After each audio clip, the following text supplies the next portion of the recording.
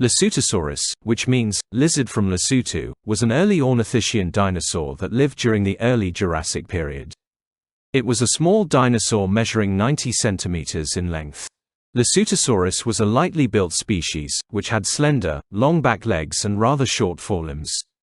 The tail was also long and counterbalanced the front half of the body, allowing it to stand and run on its back legs. The hand bones of Lesothosaurus have not been preserved, but it is thought to have likely had 5 stubby fingers that ended in small claws.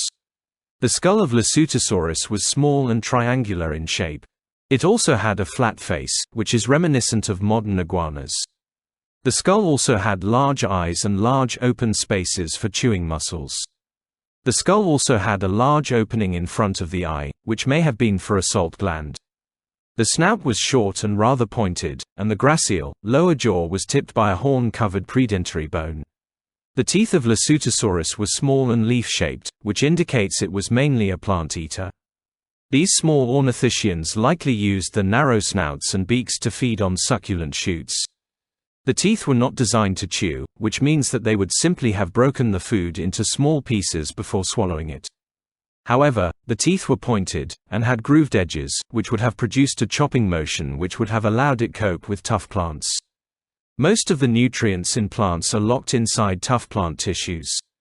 If the plant material isn't chewed, it has to spend a long time in the stomach and gut being fermented and digested.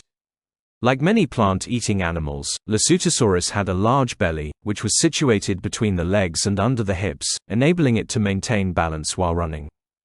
Lesothosaurus inhabited the dry, hot plains of early Jurassic Southern Africa.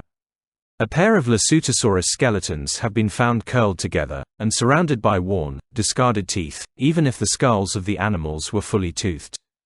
This indicates these animals may have hibernated throughout the hottest, driest months of the year, perhaps in underground burrows, which is common among many desert animals.